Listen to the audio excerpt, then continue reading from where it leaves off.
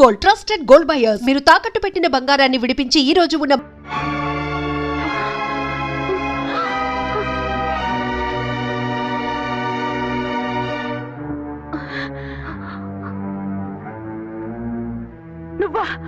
నువ్వు వేషాలు ఎందుకు వచ్చావు? నన్నెందుకు మోసం చేశావు? సారీ, నిన్ను మోసం చేసిన వీడి కాదు, వారు. మా ఆయన ఎక్కడా? బైబిల్ మొత్తం చదివి ఏ సుప్రీం ఎవరని అడుగుతా వింటమ్మా. ఎంతకాలం నీ కొమ్మగుడు ఉన్నారనుకుని తెగ మురిసిపోయారు. కానీ మీరు కట్టుకున్నది పంచుకున్నది ఒకే ఒక మొగుణ్ణి, వారే వీరు.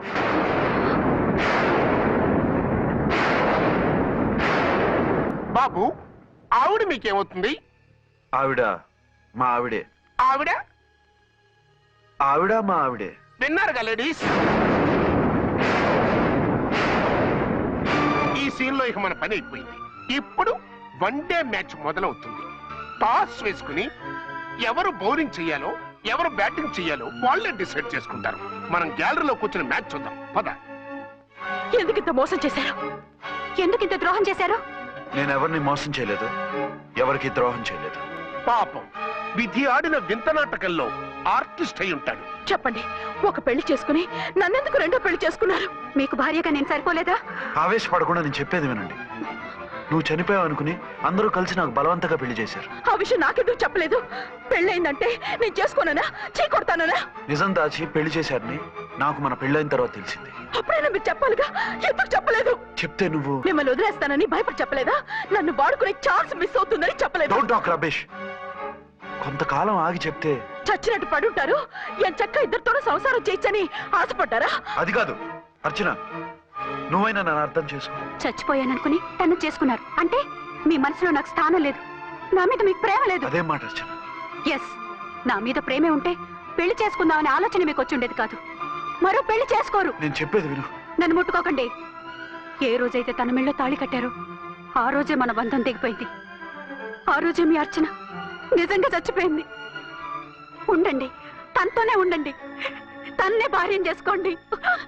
నాకు కావాల్సింది శీలం చెడిన మగాడు కాదు, శీలం ఉన్న మొగుడు.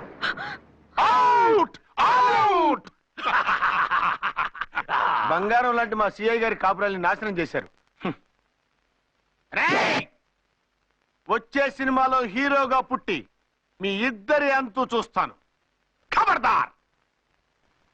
ఏమ అర్చన, ఏమిటి నువ్వు చేసిన పని? మాట్లాడుకో, నీకు మాట్లాడే అర్హత లేదు. నేను నీ తల్లినే. కూతురి మొగుడికి రెండో పెళ్లి చేసిన నువ్వు తల్లివా? నాకు సవతిని తెచ్చిపెట్టిన నువ్వు తల్లివా? తల్లివైతే నీ అల్లుడికి మళ్ళీ పెళ్ళెందుకు చేశావు? నువ్వు చచ్చావని అతను కుమిలిపోతుంటే చస్తాడేమని భయపడి పెళ్లి చేశానే. ఏం తప్ప? ఖచ్చితంగా తప్పే.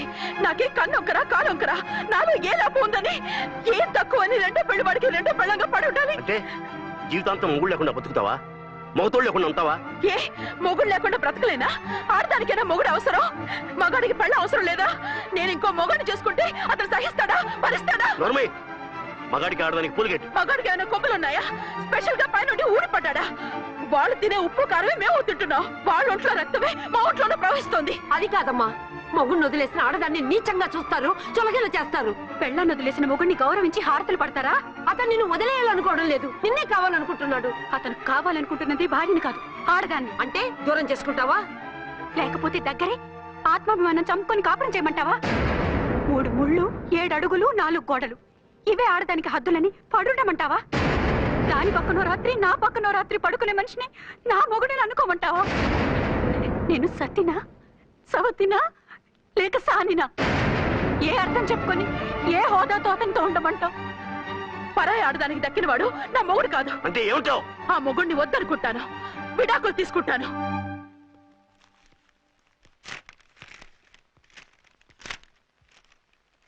ఏమిట్రాది?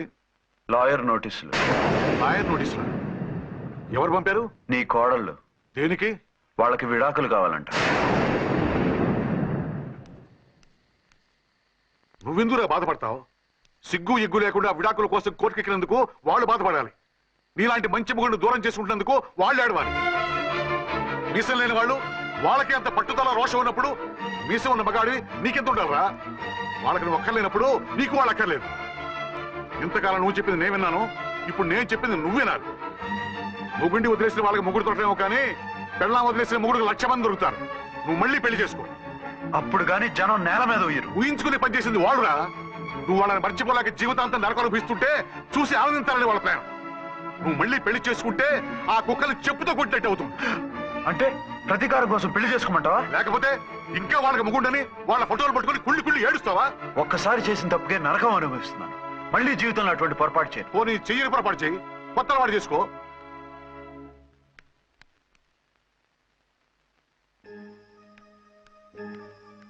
ఇదిగో నాలాగా తాగుడు అలవాటు చేసుకో. బాధల్ని బాధ్యతల్ని మర్చిపో. పెళ్ళాలు వదిలేసిన ముగుడని అవమానం పడే కంటే గౌరవంగా తాగుబోతు అనిపించుకో. అలాగే నా తండ్రికి ఆనందిస్తాను. తీసుకో.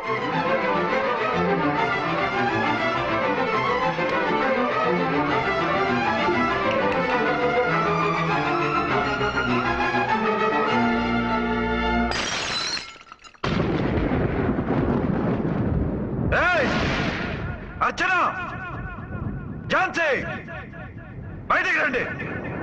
రండి.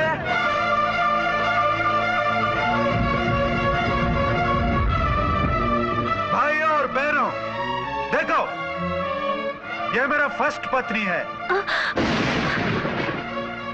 ఇది నా సెకండ్ పత్ని. ఏంటి ఆ లుక్లు? తాగొచ్చానా? నేను తాగలేదే, మీరే తాగించారు. తేగేదాకా తెచ్చారు, తాగేదాకా తీసుకొచ్చారు. నాకు విడాకులు ఇస్తారు.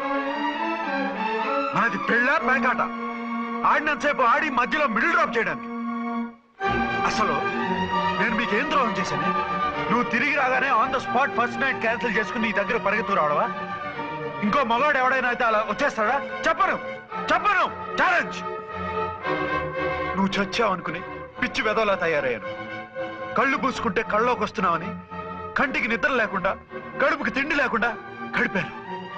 చచ్చి నీ దగ్గరగా వద్దాం అనుకున్నాను. కానీ నా కన్న తల్లిని మర్చిపోలేక తాగుడికి అలవాటు పడ్డ మా నాన్న నా జీవితంలో నీ జీవితం కాకూడదురా, భార్య లేని లోటేంటో నేను చవి చూశాను. మళ్ళీ పెళ్లి చేసుకోరా అని బలవంతం చేస్తే చచ్చి కన్న తండ్రిని ఏడిపించలేక బతికి దీన్ని పెళ్లి చేసుకున్నానే తప్ప దీని రంగు పొంగు చూసి పెర్రెత్తి కాదు. అది నేరమా, పాపమా? ఏవే ఈ ఏటి మేటి సౌత్ ఇండియన్ పతివ్రత, నీ సంగతి ఏంటే? సెకండ్ హ్యాండ్ మొగుడు దొరికాయండి షేక్ అయిపోతున్నావా? ఇంతకు ముందు నేను ఎప్పుడైనా తాగానా? నేను తాకానా? కామం కళ్ళకెక్కి నీతో మంచం ఎక్కానా? మజా చేశానా? పెళ్ళైన తర్వాత కూడా నిన్ను పతివ్రతలా బతకనిచ్చాను కదే. నేనే దుర్మార్గుడినైతే, ఆడదాన్ని అవసరంతో ఏడ్చేవాడినైతే ఎప్పుడో నిన్ను చెడిపోయేదాకా చెడగొట్టేవాడిని. కానీ ఎందుకు అలా చేయలేదు? ఎందుకు నీ తప్పలేదు? భార్యగా అర్చన నాలో బతికుంది కాబట్టి. నిజం చెప్పలేదు అని చెప్పుకోవచ్చిన మేకలా గించుకుంటున్నావు. ఎందుకు చెప్పలేదో తెలుసా? నా కూతుర్ని ఎవరు చేసుకోవడం లేదు, రెండో పెళ్ళంటే వద్దంటుంది అని మా బాబు దగ్గరకు వచ్చి ఏడిస్తే నాకు అబద్ధం చెప్పి నీకు తాళి కట్టించారే.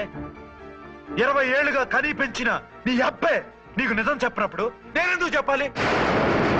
అది బతికొచ్చిన తర్వాత మా వాళ్ళు నీకు నిజం చెప్పలేదని తెలిసింది. అప్పుడు నాకు ఇదివరకే పెళ్ళయింది, చచ్చింది అనుకున్న నా పెళ్ళం తిరిగి వచ్చిందని నీకు చెప్తే గుండె పగిలి చేస్తావని నీకు చెప్పలేదే. నువ్వంటే నా ఆల్ ఇండియా పతివ్రత 9 నెలలు లంకలో ఉండొచ్చిన సీతని అగ్ని ప్రవేశం చేయమన్నాడా రాముడు? ఎవడో వెదవ కూత కుశాడిని కడుపుతో ఉన్న తన పెళ్ళాన్ని అడవిలోకి పంపించాడు అదే రాముడు, నీ favourite God.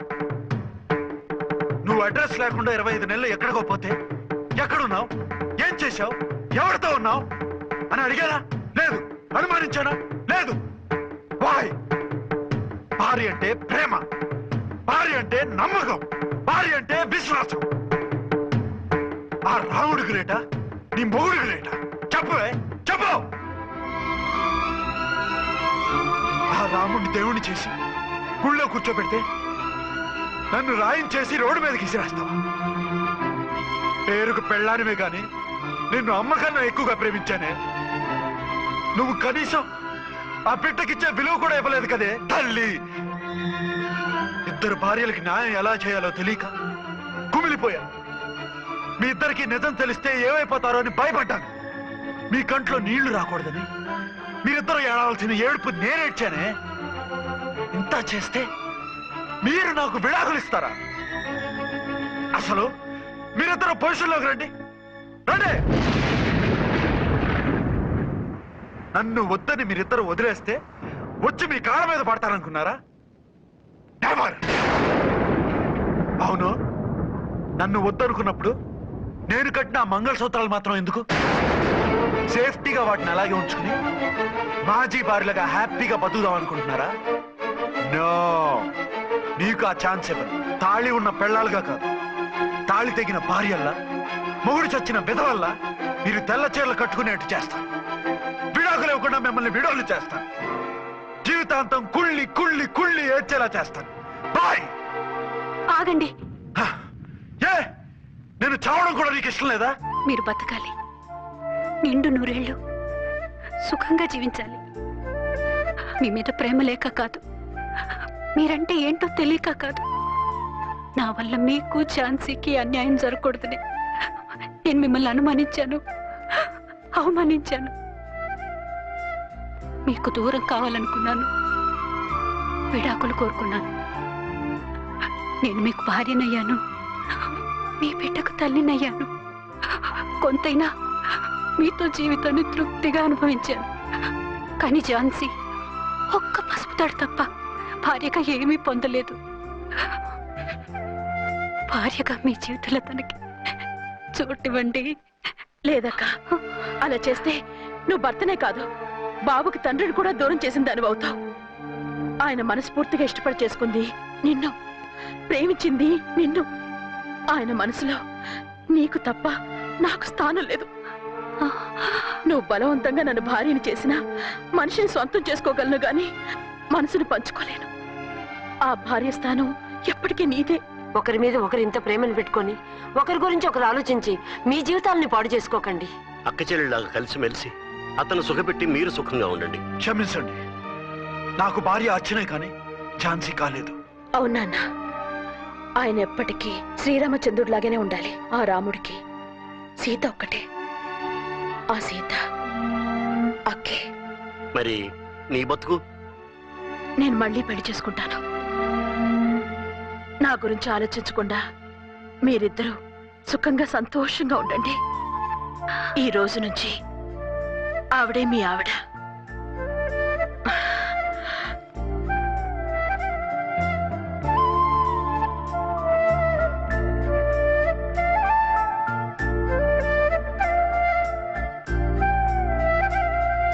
And for more videos, please subscribe to iDream. Please subscribe to iDream. Please subscribe iDream. And please subscribe to iDream. For more videos, subscribe to iDream. please like, share and subscribe to the channel. Congratulations, iDream. Subscribe to iDream. Subscribe to iDream. So subscribe to iDream Media. iDream ki iDream team andarki huge congratulations. Please subscribe iDream Media. Please subscribe to iDream. Subscribe iDream. Please subscribe to iDream.